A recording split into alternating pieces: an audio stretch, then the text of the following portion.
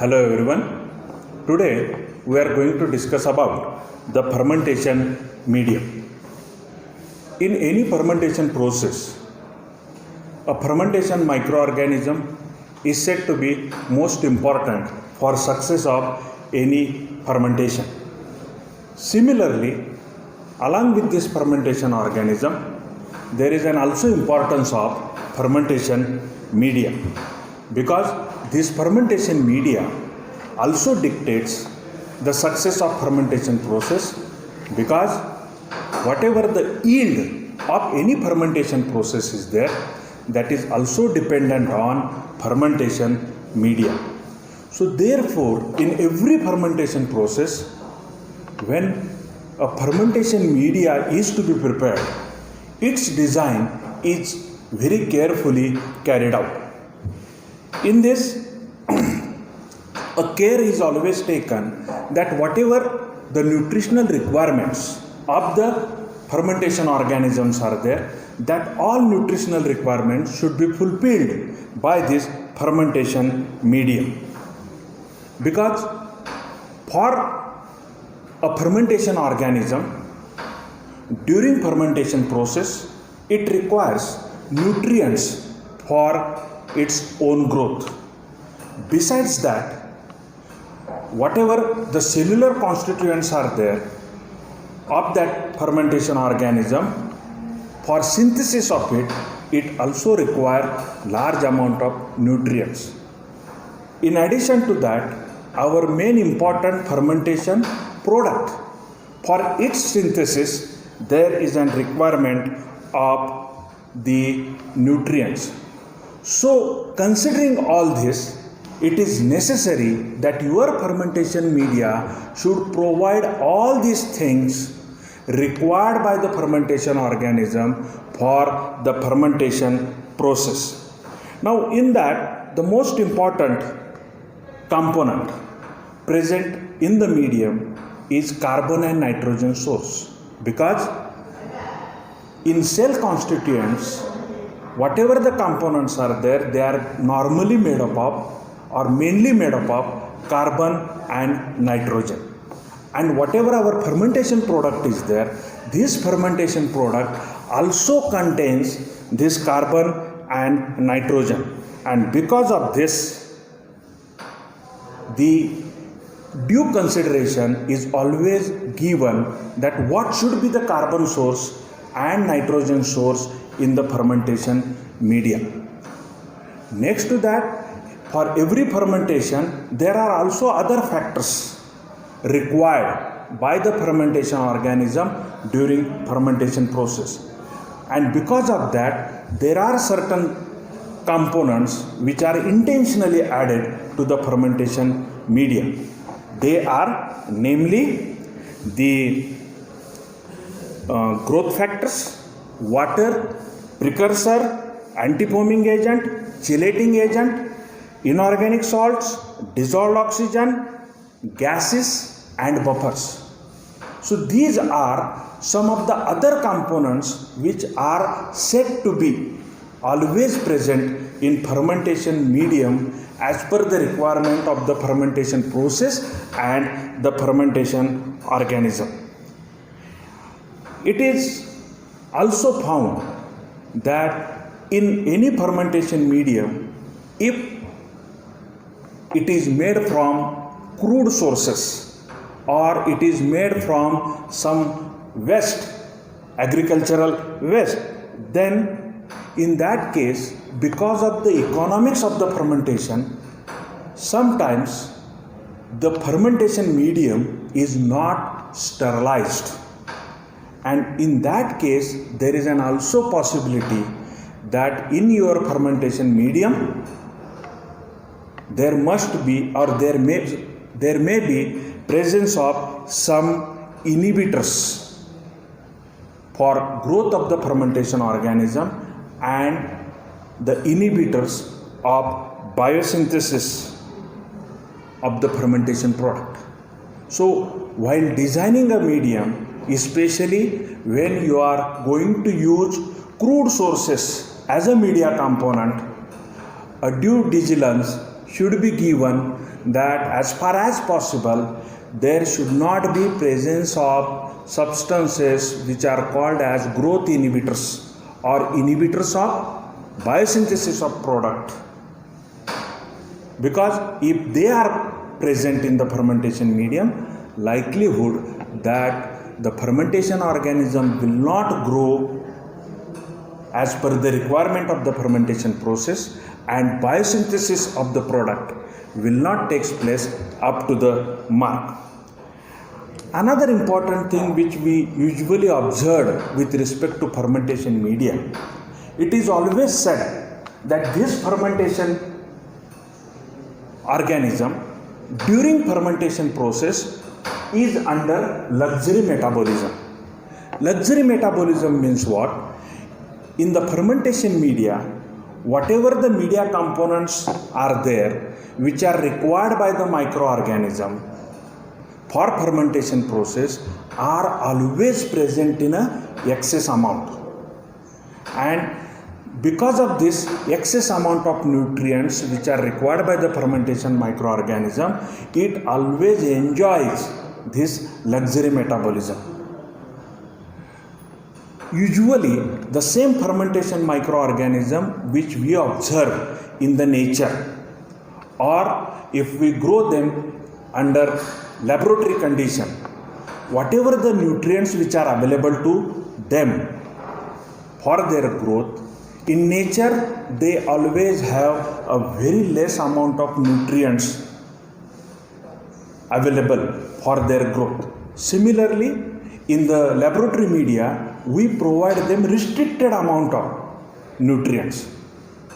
But in compared to that, under fermentation condition, whatever the required by this fermentation organism, almost each and every component required by the fermentation organism is provided in the fermentation medium, and that is why it undergoes a luxury metabolism.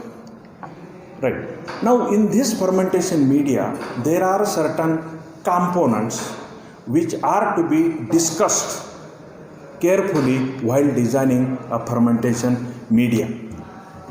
Totally, there are 7 components which we are going to discuss as a component of fermentation media. 1. Water. 2. Carbon source. 3. Nitrogen source. 4. Precursors. 5. Growth factors. 6. Antifoam agent. And 7 is a chelating agent. Now all these 7 components, one by one, we are going to discuss in little detail. The first component is a water. Usually it is said that in fermentation process there is a use of a very large or great amount of water, because whatever our microorganisms are there, they live in aqueous environments, and most of the nutrients of the fermentation microorganism are dissolved in water. So therefore, in every fermentation media, we find that there is about 70 to 90% water.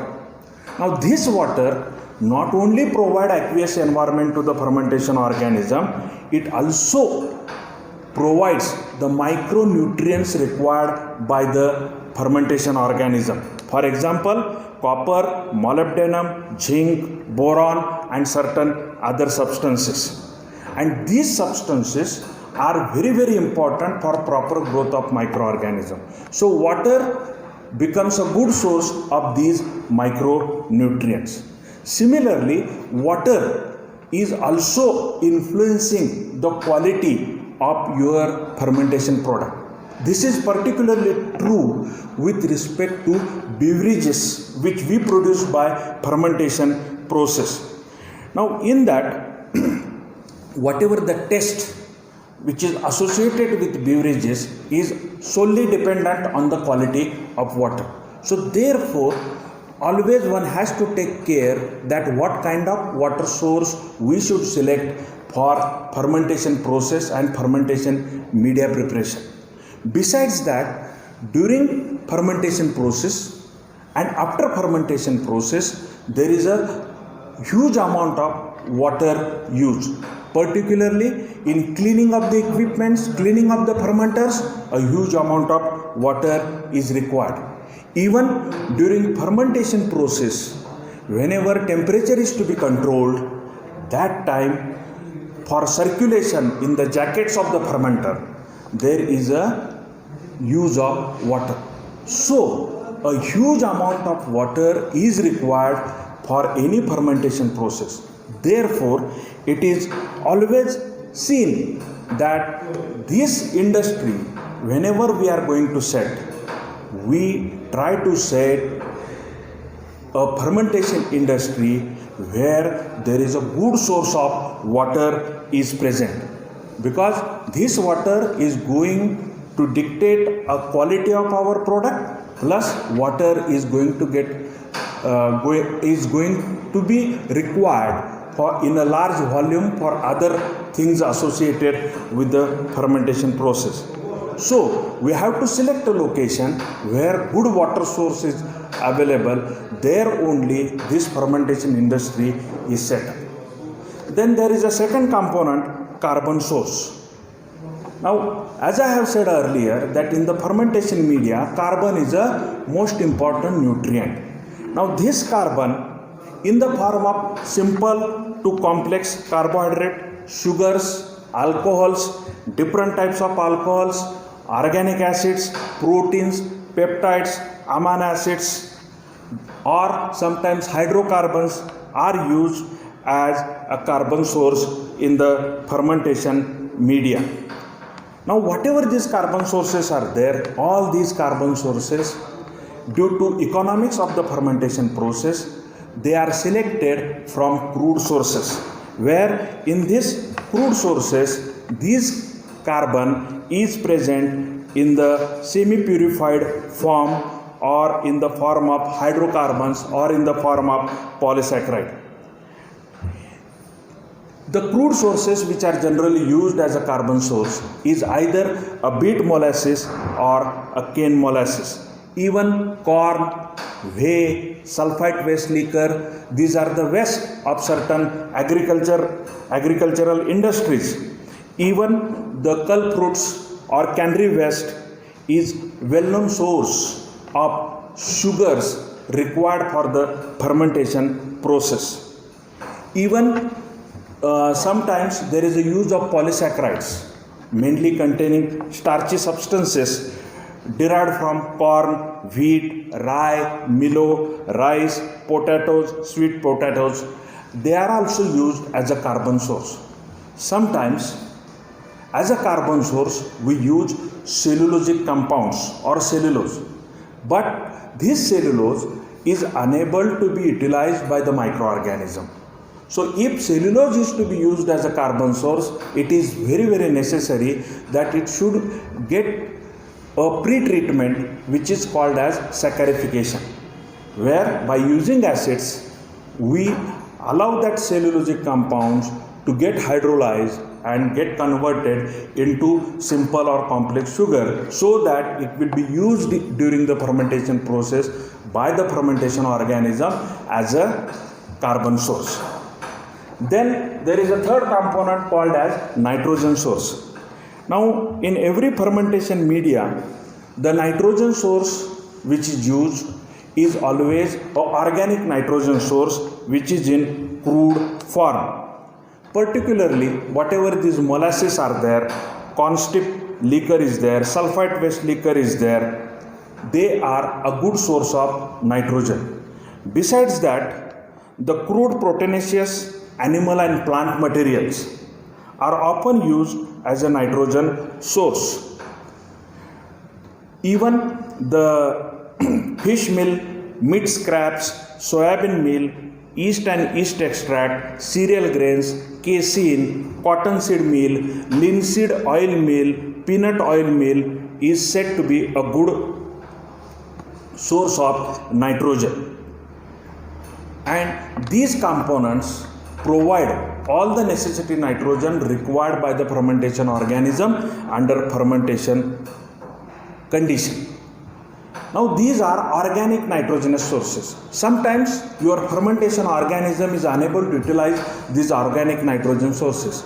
So in that case, one has to use inorganic nitrogen sources, particularly the salts of nitrate or sometimes ammonia or urea is also added to the fermentation media as an inorganic nitrogen source.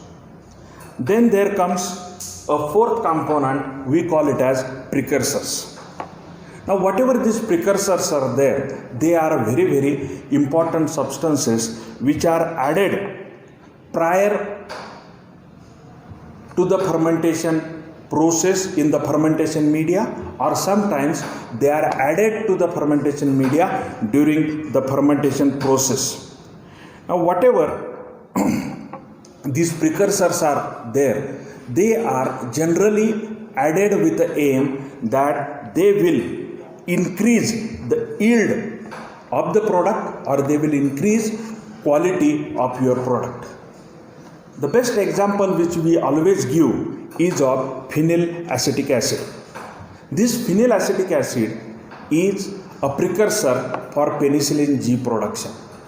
Now during penicillin fermentation, whatever the penicillin which is produced, this penicillin is naturally not stable. So if it is to be recovered, it is to be recovered in a stable form. So in order to recover this in a stable form, for penicillin G production, we add this phenylacetic acid, because of which whatever the penicillin which is produced during fermentation process by this phenylacetic acid reaction gets converted into penicillin G, and as a stable compound we can recover after fermentation process is over.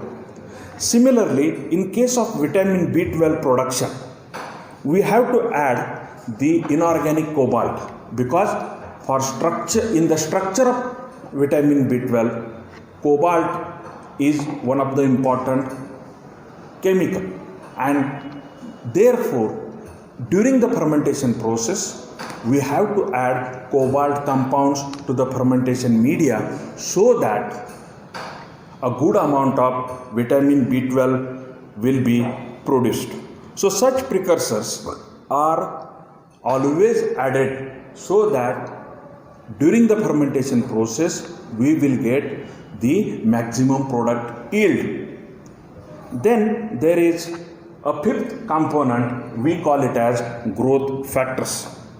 Now whatever these growth factors are there, these are the organic substances or organic compound every fermentation organism require for its growth. But important thing is that this fermentation organism is not having ability to produce or biosynthesize these growth factors, and because of that it becomes very, very essential that during fermentation process we need a good growth of the fermentation organism. It is necessary that we must add these growth factors to the fermentation medium. Usually there are few growth factors which are essentially added in every fermentation media, like thymine, folic acid, nicotinic acid, para-amino, benzoic acid. Now these growth factors are necessarily present in the fermentation media. Usually it is found that whatever the crude sources which we use in the design of fermentation media also have ability to provide these growth factors. But if they are not available in these crude sources, it becomes essential that these growth factors are to be added specifically in the pure form in the fermentation media, because their presence of amount is a very, very critical factor, because growth of that microorganism dependent on these growth factors. Even these growth factors, if it is not possible to have a pure form of growth factors, because sometimes the economics of the fermentation process doesn't allow to add these substances in pure form.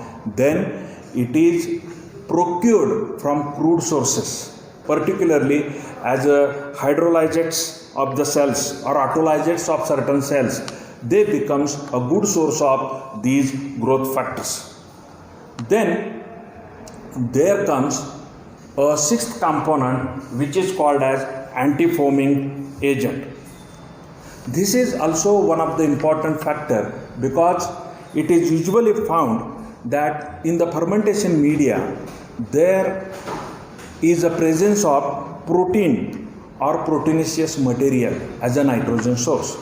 Now during fermentation process, when the degradation or hydrolysis of proteinaceous material takes place, or during fermentation process, whatever the aeration and agitation we carry out, usually it is found that this leads to formation of foam. And if there is a formation of foam takes place, then that formation of foam during fermentation process creates a problem for fermentation process, particularly the aeration of the fermentation process is hampered because of the stable foam which gets gathered in the headspace of the fermenter. Next important thing is there is a possibility that this foam will lead to the spillover of the fermentation media, and there is a loss of fermentation media. Then it can also invite the contaminant to the fermentation medium, and because of that this foam should be controlled during fermentation process. And therefore in any fermentation industry, during fermentation process there is a practice of using anti-foam agent. Now whatever these anti-foam agents are there are two types of anti-foaming agent, which we call it as the crude anti-foam agent, and second one is inert anti-foam agent. The examples of crude anti-foaming agents are normally the animal or vegetable oils, particularly the lard oil, corn oil, soybean oil. They are used as a crude anti-foaming agent. Even there is a use of long chain alcohols such as octadecanol is used as an anti-foaming agent. Even it is found that these crude anti-foaming agent, besides they control the foam, it is found that it acts as a nutrient for the fermentation organism, and because of that it also helps the fermentation process. Means it not only controls the foam, but it also help or it brings about a nutrition of the fermentation organism by help. Because of this it helps to increase the yield of fermentation product.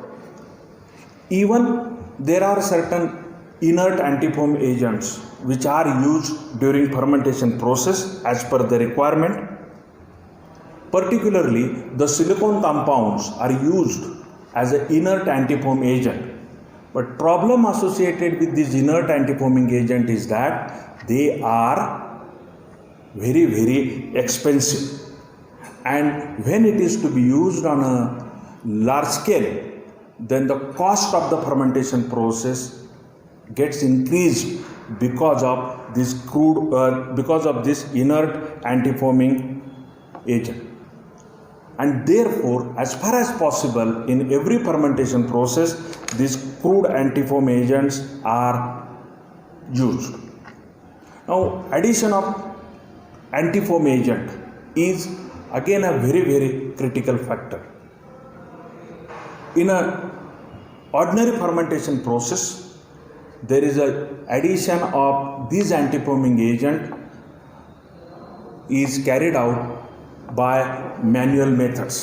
But whenever there is a very large scale fermentation where huge amount of fermentation media is there, then manual addition of this crude antifoam agent is not possible. Then in that case, with the help of the electrically operated pumps and with the help of sensors, there is an addition of these antifoaming agents is carried out, where usually it is found that the pump which is directly connected with the tanks of antifoaming agent are there, and then there is a sensor inside the fermenter. When foam gathers into the headspace, then sensor senses there is a foam gathered, then automatically it will give a signal to the pump, and this pump will bring the antifoam agent, and then it will be spread over the foam, and because of which foam will get subsided. So this way atomization of addition of antifoam agents have been already carried out. Then there comes a seventh component which is called as chelating agent. Usually it has been found that when this fermentation media is prepared, we add so many components in order to provide luxury metabolism to the fermentation organism. Then this media which is prepared, it is as per the requirement, it is sterilized. Then after sterilization, it is usually found that some of the media gets precipitated. Now because of this precipitate which is formed, it becomes problem for the fermentation process. Even some insoluble metal phosphates which are formed during the fermentation process, it goes on precipitating in the fermentation medium, and this precipitate becomes a problem for fermentation process. Particularly the phosphates of iron, calcium, manganese and zinc which are present in the medium creates a problem for the fermentation organism to utilize the fermentation medium and to carry out fermentation process. Now if such insoluble phosphates which is precipitated in the fermentation medium, you can remove from the fermentation medium, but it is not always recommended because they are also required by the fermentation organism during fermentation process. So usually the method which is followed is incorporation of this chelating agent. Now the chelating agent which we know is EDTA. This EDTA is normally added in a very low concentration. Besides that, we can use the citric acid as a chelating agent or polyphosphate as a chelating agent. Now what this chelating agent does is that this chelating agent forms a complex with these metal ion phosphates, and when they form a complex, then the metal ions are utilized by the microorganism, and this chelating agent resolves the problem of precipitate. Important thing about this chelating agent is that this addition of chelating agent is a very critical in the fermentation media.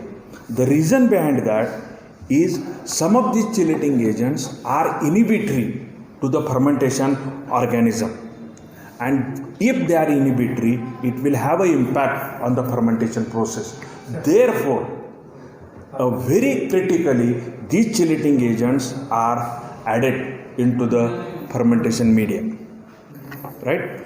Even in any some of the fermentation media contains this yeast extract and peptone, and this yeast extract and peptone which is used, they sometimes act as a chelating agent because they have also ability to form a complex with metal ions, and therefore they are used sometimes in the fermentation media instead of the well-known chelating agents like EDTA and citric acid. So this is all about the various components which are used in the fermentation medium. Thank you.